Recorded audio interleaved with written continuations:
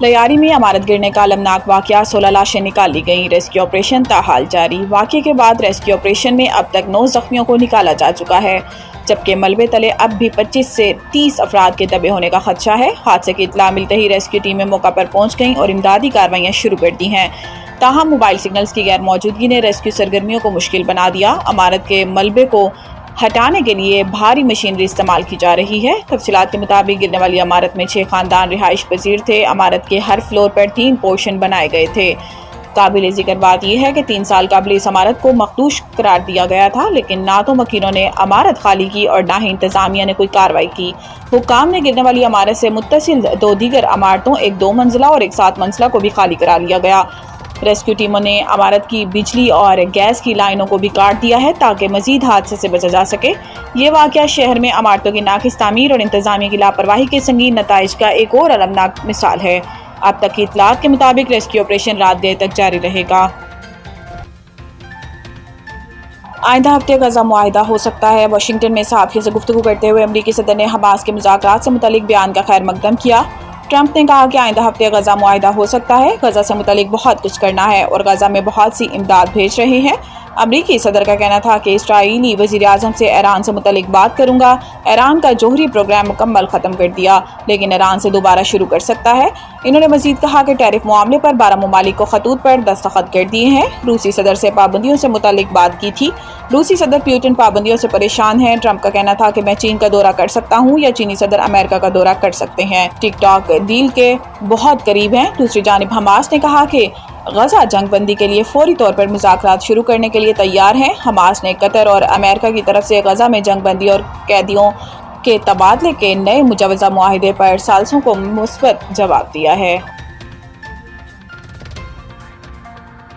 9 محرم الحرام، کراچی سمیت ملک بھر میں security high alert, mobile phone service جزوی معطل۔ کراچی میں 9 محرم الحرام کا مرکزی جلوس نشتر پارک سے دوپہر 1 بجے برآمد ہوا، جبکہ اس سے قبل نشتر پارک میں مجلس منعقد ہوئی جس سے علامہ شہنشاہ حسین نقوی نے خطاب کیا۔ مجلس کے اختتام پر امایہ اسٹوڈنٹس آرگنائزیشن کی جانب سے نماز ظہرین ادا کی گئی۔ جلوس اپنے روایتی راستوں نمائش صدر ریڈیو پاکستان جامعہ کلاتھ ڈینسو ہال سے ہوتا ہوا کھارادر میں حسینیہ ایرانیہ امام بارگاہ پر ختم ہوا۔ اس سلسلے میں سیکیورٹی کے تمام انتظامات مکمل کر لیے گئے ہیں۔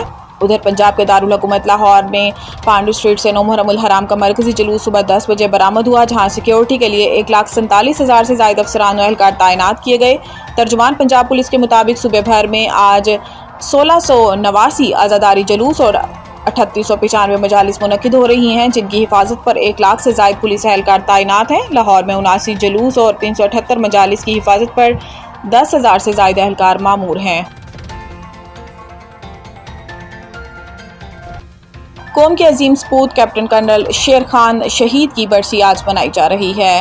قوم کے عظیم سپوت نشان حیدر حاصل کرنے والے کرنل شیر خان شہید کی برسی آج عقیدت و احترام کے ساتھ منائی جا رہی ہے۔ وطن پر قربان ہونے والے اس بہادر سپاہی نے کارگل کے محاذ پر دشمن کو دندان شکن جواب دیا تھا۔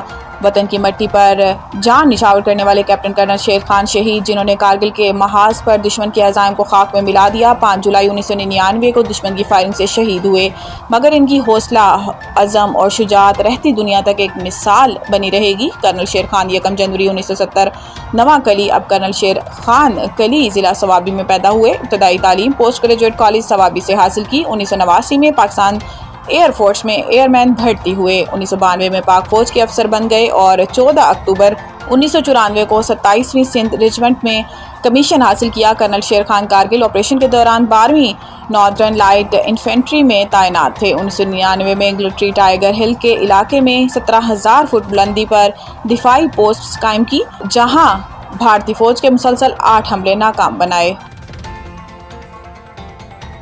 اسلام آباد اور راولپنڈی میں موسلادھار بارش۔ محکمہ موسمیات کے مطابق آج سے 10 جولائی تک پنجاب، خیبر پختونخوا، کشمیر، اسلام آباد، گلگت بلتستان اور پوٹھوہار ریجن میں موسلادھار بارش کا امکان۔ پنجاب اور بلوچستان کے کچھ حصوں میں ندی نالوں میں سیلابی صورتحال پیدا ہو سکتی ہے، جبکہ نوشہرہ اور پشاور کے نشیبی علاقوں میں اربن فلڈنگ کا خطرہ ہے۔ محکمہ موسمیات کے مطابق 6 سے 8 جولائی کے دوران پہاڑی علاقوں میں لینڈ سلائڈنگ کا خدشہ ہے۔ اس سسٹم سے کراچی سمیت سندھ میں بارش کا امکان نہیں۔ محکمہ موسمیات کے مطابق کے پی اور گلگت بلتستان میں گلیشیئرز پگھلنے سے گلگت بلتستان اور خیبر پختونخوا میں سیلاب کا بھی خدشہ ہے۔ ایشین جونیئر اسکواش چیمپئن شپ میں پاکستان نے بھارت کو شکست دے دی۔ کوریا میں جاری اسکواش چیمپئن شپ میں قومی انڈر 13 اور انڈر 15 کھلاڑیوں نے فائنلز میں کامیابی پائی اور مجموعی طور پر 7 میڈلز جیت لیے۔ بوائز انڈر 13 کے فائنل میں پاکستان کے سہیل عدنان نے بھارت کے ایان دھنوکا کو ہرایا۔ سہیل عدنان کی جیت کا سکور 11-5، 11-2، 11، 13 اور 11-6 رہا۔ انڈر 15 کے مقابلے میں پاکستان کے نعمان خان چھا گئے۔ نعمان نے فائنل میں ہم وطن احمد ریان خلیل کے خلاف 12-10، 11-6 اور 11-2 سے کامیابی پائی۔ گرلز انڈر 13 کے فائنل میں ماہنور علی کو چین کی ین زیوان نے 5 گیمز میں 9-11، 11-6، 11-9، 9-11 اور 12-10 سے شکست دی۔ پاکستان کھلاڑیوں نے مین ایونٹ میں 2 گولڈ، 2 سلور اور 1 برونز میڈل جیتا، جبکہ پلیٹ ڈویژن میں بھی 2 ٹائٹلز اپنے نام کیے۔